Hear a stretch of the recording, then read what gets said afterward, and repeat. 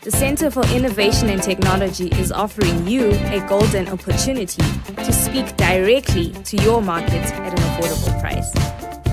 We also offer media training workshops, live streaming, documentary production, and events management. Get in touch with us today on the following numbers: +263 867 711 0290 or 0718 100 235. Don't forget to subscribe to our social media platforms. Like our Facebook page, Center for Innovation and Technology. Follow us on Twitter @SiteZW. And you can also check out our website, www.site.org.zw. My name is Zenzele Ndebele, and welcome to the Breakfast Club, a program that looks at political, economic and social issues that happen daily in our lives. Today, it's one of those days when we talk to, it's always nice to talk to people who are exciting, controversial, talk a lot, and who are always in the news. In my program today, I had a chance to sit one-on-one with Temba Mliswa. And we had a lot of questions to ask him. And basically, this program will be hearing from Temba Mliswa, who says a lot of things. And as usual, the program will be very controversial. Let me start by saying congratulations for winning the Norton seat, which was contested, one of the elections that people were looking out to, because you were contesting not only against the chairperson of the war veterans, but a senior government official. How did you manage to win that election? Thank you very much for that compliment. Certainly, it's certainly fulfilling in that you, as a politician, sell a certain agenda to the people, and the only way you can get recognition for it and the buy-in is on the election day. After spending so much time with them and trying to get them to understand the whole idea, that day of the election is the one that tells you whether they bought the idea or not. The next thing is implementation. When they have a buy-in, okay, are you able to implement what you've said to them and so forth? The critical thing about representation is, yes, we're all representing people, but are you an effective member of parliament in representation? As you know, that there are many other things parliamentarians do. One, representation is one of them, legislation is one of them, and the other one is oversight over the executive. And when you talk about representation, it's not only Norton, but at national issues as well. Are you able to talk to what the people expect us to do? And are you able to talk to what is expected of government and in terms of its deliverables based on constitutionalism, which is critical? And that is something that you've got to align yourself, because it's just not about Temba Mliswa when you're in parliament. It's about national interest and so forth. And it's not about Norton. Norton is part of the nation. No wonder why it's known as the nation of assembly, where you then allow the Norton issues to be set aside for national interest. But whatever affects the people of Norton, be it electricity, water, sanitation, you must have a way of bringing it up so that it covers national interest, but at the same time, representation of the people of Norton as well. So my secret to being an effective legislator is interaction with the people, talking to the people, being with the people. As I speak today, I'm saddened that I'm here because one of the strong members of my constituency was disabled, set free, Dungwiza. He's no more. He's a disabled person who was pushing for him to have his offer letter, his wife to also teach at a school near him, and unfortunately he's no more. But before I left, I was there yesterday to be able to play my role of Kubata Maoko, being with them and give assurance to the family that the farm will go into his wife's name, and that the wife will also be able to get assistance in terms of the nearby school she must be able to attend, to look at the challenges which are there. So that's representation, that in that you are having from a microscopic point of view, looking at the management of people's issues and so forth. And ultimately, the ordinary person that you meet in the street and say, Honorable Mliswa, there's this issue affecting us. Why is it that we have RTGS and US dollar? Why don't you sort it out in Parliament? It's your job. You listen. You take note of it, then you bring it up in Parliament and so forth, because the ordinary person on the streets is equally suffering and wants an answer, and he does not have to go to the MP. I represent everyone, so I make time for them in that regard. The aspect of water and sanitation for the people in the area, ensure that we're on course. We make sure that the land barons have been able to finish their physical planning expectations, so that people get title deeds at the end of the day. The sewers are there in line. For example, I'm the legislator for Norton. I must understand the master plan. Where is Norton's master plan? And for your information, they didn't have a master plan. So all these buildings that have been built and structures without a master plan, how come they happen to be there? That's why you see people building on wetlands and so forth. And I'm able to then go to the Norton Town Council and say, but why are you building houses on wetlands? Why are you building a church where there's supposed to be a school? Where is the space for recreation for these young kids? Because the Constitution talks about people having access to recreation and so forth. Going into the schools, ensure that there's education, and providing what I could from my own resources and so forth. But equally, keeping a check on the Norton Town councillors, because I am the father of the constituency. I am not a developmental person. Development is purely for the Norton Town Council in sync with the Constitution. 274, that they will be running the urban and rural councils, and to ensure that service delivery is done. And I must be asking that if people are paying rates, where is that money going? So if they do something, it's me putting the pressure. And people are happy that our MP is putting the pressure, because I represent everyone and so forth. The aspect of accountability is critical. Why should the council buy expensive cars at the expense of service delivery? When there are no good schools, there's no health care. If you look at the Norton Hospital, it was built for a population of 40 people. Norton is hitting 100,000. So I go to the Minister of Health and say, but can this hospital be upgraded to be a district hospital? These are the issues, and you can only do that if you know your area in terms of the problems that they face, and you're able to interact with people. The commercial sex workers, they come to me, say, MP, there are no condoms. Those who are also sick and in ARV, they say there's a shortage of ARVs, MP. What are you doing about that? I'm able to do that in going to the beer halls where they hang out. I am there. I listen to them. They come to me. MP, you are here? Yes. I go to their funerals. I go to field days. I go to sports days. I go to church. Where there are people, I'm not invited. Okay, I'm already invited because I'm representing people. The mere effect of them putting an X on me, you don't invite me to your house. You've already invited me, so I come and ask, how are you? I'll appear at anybody's house in the constituency and just say, I'm here, I want to talk to you. What do you think is happening in the constituency? MP, I don't have bread here. And I said, no, let's go and buy bread. Let's have tea together. Sure, MP, yes. I'm understanding people in various areas, different words. I'm able to interact with the people there, from the ordinary person to hear the youth in the community. What is it that I want to do for them?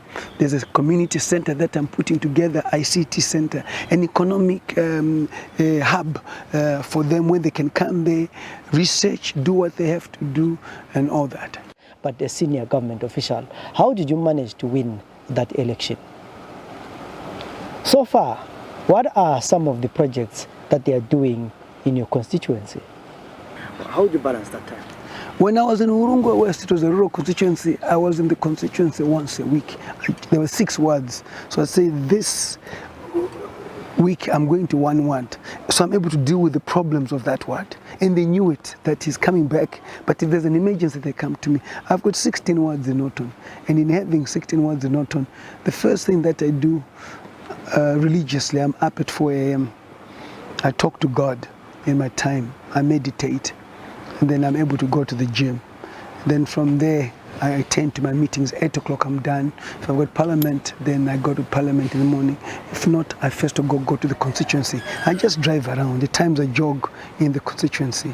Then I go back home. By the way, I live in Borodale, but I represent the people of Norton. and then I go to Parliament, then I go back in the evening. I always said I'm the first man into the constituency in the morning up, I'm the last man out. Accidents have happened when I'm on my way out, where I'm forced to now use my car to take people to the hospital. I'm able to inform them of the challenges that they're having before anybody else, because I serve their interest. In serving their interest, I must be able to be on top of the situation. I have ward coordinators in my offices who tell me what is happening. There's a funeral here, somebody's sick, this one has not gone to school, and so forth. The aspect of scholarship for kids. I run a scholarship of over 300 kids that I pay school fees for, to ensure that they're able to do that. So you've got to be able to have a balanced life where, from a physical point of view, you're also able to withstand the aspect, because if your physical is weak, mentally you're weak. If physically you're strong, mentally you're strong, you're able to balance that and so forth. And I'm able to spend a lot of time with them because of the relationships that we have. They can call me. I've only got one number. They must have access to me. Or MP did not answer my phone. I said, I was busy, sorry. But I always get back. I get 300, 400, 600 messages, 2,000 messages a day. But I go through them in the morning, the time that I'm preparing for constituency work, to do my reports and so forth. I also have time to also read in terms of what must come into Parliament, my representation. When I was a chairman of Mines, I had to study and understand a lot about the Act. What does it say? Because you cannot go into these issues. Though I'm not a miner, I've never mined before, but it's about information at hand, where I'm able to question, I'm able to read the agreements and see how best I'm able to address an issue, because it's not about Temba Mliswa, it's about the laws which are before us that we must protect and so forth. You talked about being the chairperson of the Mines Committee, and we know there was the fight that ended up being in Parliament around that chairmanship. You do want to shed light on that? Believe you me, whatever I do my best at it. If you make me a cleaner today, I'll clean better than everyone else. If you make me a legislator, I'll be better than everyone, because I do my best in everything I do. If I'm going to chair any portfolio committee, I'll do my best, because I know that is the only way. And the issue is that when you are then able to discharge your duties the way I do, and because I am not whipped, first of all, I'm very independent in my thinking and my approach of things, and I think I pay attention to detail. I prepare myself for what I am supposed to preside over, so that there's no energies which is channeled for personal issues, but for national interest. I'm able to do that, but in doing so, I rival a lot of enemies. I have a lot of things which creates enemies and so forth. But if you really ask yourself, Mliswa, people say I'm a trouble causer. And I ask you, but what trouble did I cause? And no one has to answer. Because in our country, people are used to being passive. They want to speak when they've suffered. I was never brought up like that. My upbringing is important. When we grew up as children, we were told to do what I wanted. That's why I specialized in sport, because our parents of that generation did not believe sport was the key. They always said you must go to school, and academic is the way forward. But my parents were different. They allowed us to speak, to be independent, to do what we did. My mother was Zana, my father was up. They went to Zambia, crossed over, they met there. And so you can see my sister is on PF, I'm independent. We're able to interact and to do the sort of things that we do. I invite my friends to my house when I have a party. She comes there. Sevia Kasukwera I talk to. I call him my Sekura and all that. But the ZANU-PF people now see my sister with Sevia at my house. Then they say, why were you talking to Sevia? We don't operate like that. We are more tolerant as a people, as a family, and we're able to separate politics, time to socialize, and national interest, and also the living space for us being a people of Zimbabwe and also being relatives. I cannot stop burying my relatives because they belong to a different party. We were not raised like that, unfortunately. We lack tolerance. How many people have been expelled from political parties because they were seen speaking to an MDC or independent people, especially in ZANU-PF? But how do you also get people on your side if you're not able to talk to them? Maybe I'm trying to recruit on behalf of the party for somebody to join the party. but you crucify me for that. That's the reason why I really don't have time for political parties, because it's more for political expediency than developmental issues. And with time, they are now running out of a purpose in terms of the things that I think they stand for. Look at their manifestos. How have they implemented their manifestos? You go into power, you have a manifesto. I'm going to build schools. I'm going to do clinics. Agriculture will provide irrigation. Have that been done? And that's what there must be questioned. This is why the opposition, must be able to enjoy ZANU-PF not performing well economically and say, look at what they're doing. We promise you this. We promise you this. For my dear brother Chamisa, who I have a lot of regard for as a politician, brilliant, young, he must now be exposing ZANU-PF for underperforming and prepare for 2023, than contesting whether Mnangagwa is a president or not. Because you contest for 5 years, but Mnangagwa is in for 5 years. And come the 5 years, people will say to you, but what are you offering us when you're in office? And he's got time to be able to do that and so forth. If the Constitutional Court has spoken, he must say, yes, I respect the verdict of the Constitutional Court, as much as I believe the people were on my side. But being a person who respects the Constitution of the country, because that's what politicians must abide by, is the Constitution. We will go ahead and we will meet Comrade Mnangagwa 2023, wait and see. But right now he's monitoring the activities that he's doing, because corruption is rife in the party. There is a lot of things economically which are not going well. The minister's appetite is corruption, is to steal, not to work for the country. And you expose them one by one. All the deals in the mining sector which have been said to be signed, scrutinize them. Are they bringing in the money? If they've signed a $1 billion deal, why can't we speak to the person to give us 200 million so that we put into fuel, we put into various things? That's why you see that those deals become dubious. That corruption touches on anyone. Two things which the opposition must focus on to campaign for 2023. Hit corruption. ZANU-PF has no answer for corruption. Secondly, rule of law. Why is it as a parliamentary committee we recommend that ZCDC, the Zimbabwean Consolidated Diamond Company, must not operate, but it continues to cooperate? The Supreme Court must say it must operate, but it continues to operate. That's why, in a way, I'm happy that the Parliamentary Committee on Mines was dissolved, because that was my recommendation. It was too polarized. ZANU-PF, being the ruling party, must be in the forefront of criticizing its own policies and asking questions to their minister to deliver. Have you managed to solve your issues with Nduna? You've got to understand that Nduna, unfortunately, as it is apparent, has more issues with himself than me. When you talk about killing people, did I even ask you how many you killed? You just self-confess that I've killed people, some that I don't know.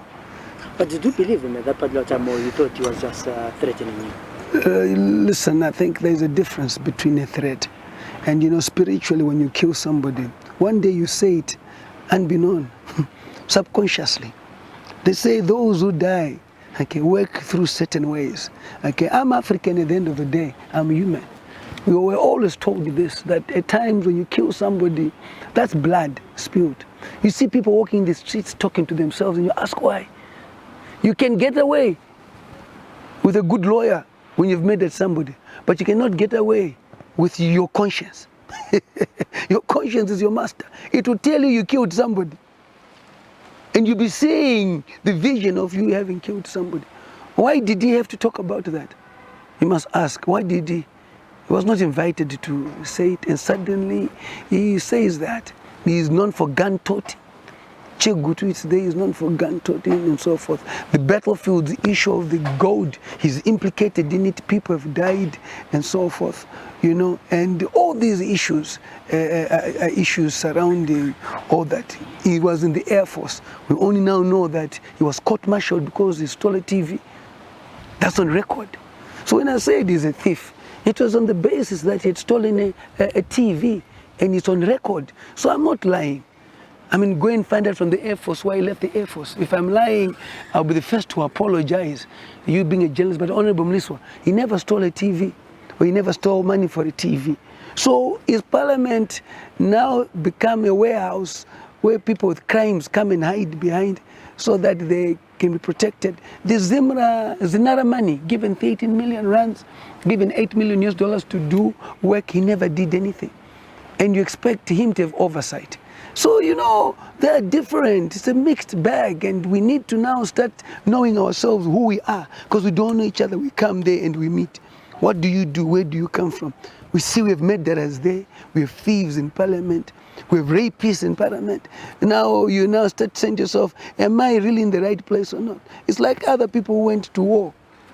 They were running away from the crimes that they've committed, but told you that I went to liberate the country. Yet he was a criminal, and he had stolen things, and they were looking for him and so forth. And getting away to go to the war was the best thing to get away from it. But it's not the most I worry. There's a guy who's always taking a number of people on Twitter. I just forget his name, but he alleges that you stole his company. Did you steal the company? He seems to be obsessed with my name. He's been at it for how many years now? 15 years. I've come in, I've been a legislator. It's never affected my social standing. And people must now ask, what is it? Who is he in the first place? He's gone through the London House of Commons. I've responded to the London House of Commons on these issues and so forth.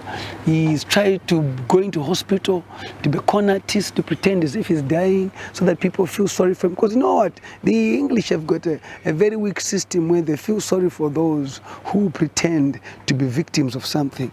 There's what you call a dole system, where they pay you money and so forth. But look at him, who is he? What did he ever own in this country? He was 50% of North Shore Motors Benba, and 50% belonged to black guy Hamaskoj Banda, where I bought. At the time, I was very close to Chuhuri. North Shore Motors was supplying cars to Chuhuri. When I took over from the 50% from Hamaskoj Banda, I was then arrested by Chuhuri, because now the cuts and the commissions which were going to Chuhuri were not going there. That's when I started getting arrested, when I said, but the Commissioner General is corrupt of police. That's why those arrests started happening and so forth. There are statements to show how much money was in the account. There was no money, how much money I injected and so forth. He got arrested. Okay, at a time when the whole system was against me. He had the system on his side, but I was still acquitted at the end of the day. So the question is, I've gone to court, you've taken me to court, and the Commissioner General of Police is on your side, and still the court rules that I did absolutely nothing wrong. But you still talk about Mliswa having taken. What company did you have? The problem that when white people speak, we think that they are correct, and you think that they have money. There are white people who are poor, who are con artists too, who steal. You must understand that, who are corrupt. It's unfortunate that our people always like believing white men. I have more than he has, and I can account for it at the end of the day. But I've realized that he has a mental problem. He went through drug rehabilitation. It was stamped in his passport and so forth. Even if you had to ask me, okay, Honorable Mliswa, Paul Westwood is talking about thing. He's Mchade Hama is his lawyer. He's gone to every lawyer. Every lawyer is attending to all the issues and so forth. The lawyers are tired. So what more do you want me to do? If he wants a donation for me, surely let him come to Norton, be my constituency, vote for me, and I'll definitely donate something to him to be my constituency. It's not even an issue. This is what I'm saying, that I like this opportunity because we're talking about him. I mean, ask me a question and I'll answer you. What is it that you want me to do? There's the police. He's written to President Mugabe, he's written to Mnangagwa, he's written to the House of Commons. I responded to them to say, but this person is like this, I sent a document like this. So the question is that with so much noise, why is somebody not helping him, especially with the enemies I have? Do you know how many people would like to see me in prison? Because they say to me, this is a man who advocates for zero tolerance on corruption, but look at what he's doing. If he has V11s, it will be headlines. Mliswa nabbed for taking over somebody's company. One of the issues that you talked about in Parliament was the issue of the MPs' welfare, where people thought that you were advocating for people to, the taxpayers to give MPs luxurious cars and luxurious meals. Can you please enlighten us on that issue? You've got to understand, let's look at the office of the MP. I don't want you to think of somebody that you grew up who's an MP now, that you don't want to see being given resources from taxpayers. There are a lot of personal issues that I look at. People say, but I grew up with Mliswa, why is he driving a Land Cruiser, and so forth. Look at the office of the MP. Look at the way they live. Look at the work that they do, the terrain, and so forth. You want us to have oversight over the executive, but the executive is more empowered than us. How can you be told to catch a thief on a Mercedes-Benz when you're a motorbike, when you're a bicycle? You go to war with people with nuclear, okay? But you wakabata reckon. You tell me how? These are the issues which I think we need to understand and separate. Issues that MPs, some of them are HIV, some of them are sugar, diabetic, and so forth. Don't they deserve a good nutrition? That's the point. The 3-course meal, I'm talking about good nutrition. That's the point. Are you with me? Because they're standing in there. We're also human beings. Some of us are HIV, some of us have got different diseases. Blood pressure, which requires a good diet, what that you must eat, and so forth. Why can't we be given that? That is my point. And why can't we empower them so that they're able to catch the thief, they're able to do their jobs? But because they're under-resourced and capacitated, even as Parliament itself, research is short. You end up being compromised. You're spending more time at the minister's office, him giving you deals so that you don't bring it up. No wonder why that mines committee will never be the same again, because the Minister of Mines, Chitando, has captured it in that he doesn't want certain things to come up. The Wange report, where he was chairman before he was minister, implicated him. He decided to do a reconstruction order so that things don't come out. So are you with me? So now you have a situation where MPs are now compromised. Money has been put before us and we are not able to do what we have to do. So they've got to be given the necessary resources so that they're able to act. Don't think of the name, look at the principle of the office of the MP. You are very outspoken when it comes to issue of corruption. What do you think needs to be done to solve the issue of corruption? You know, when the former president Mugabe was president, he indoctrinated us to a point where we're even scared to talk about regime change. Because whenever it was regime change, it was said you're against the government. But regime change is not about being against the government. It's about bringing in a regime that will do what the people want. Smith's regime was racist. The current regimes are corrupt. So what's wrong with changing a corrupt regime? But with Smith, racist, you say, yes, we're together. We have moved beyond racism in this country and a lot of things, but good governance, principles of good governance, and that requires us to have a regime which will work with the people, for the people, do laws by the people, and be able to account to the people, and be able to create employment and deliver what their manifesto says. So when now you say to somebody regime change, you are seen to be an enemy of the state. But it's not that. When a government is not performing according to the will of the people, there surely must be regime change. And corruption is cancerous.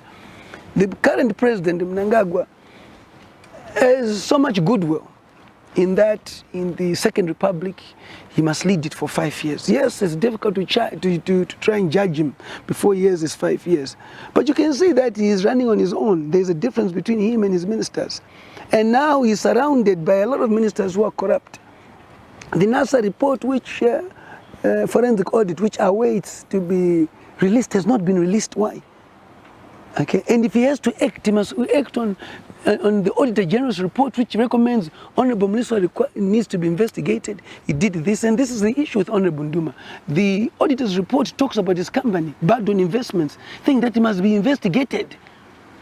Are you with me? But because the system is so corrupt, they don't arrest. What I dislike is the selective application of the law. With the MDC people, their demonstration, you arrest them, you have energy. But the ZANU PF stealing, you don't arrest them. What's more dangerous? A person stealing taxpayers' money and making a country suffer, or these violent things which are there. Are you with me? I'm not saying that people are allowed to be violent, but there is the selective application of the law, which is not proper. We must be consistent in that regard and so forth. And President Idi Mnangagwa, being a lawyer, okay, is fair, understands issues, is reasonable, and must be able to. He's a listening president, but you can't also be listening and not also acting.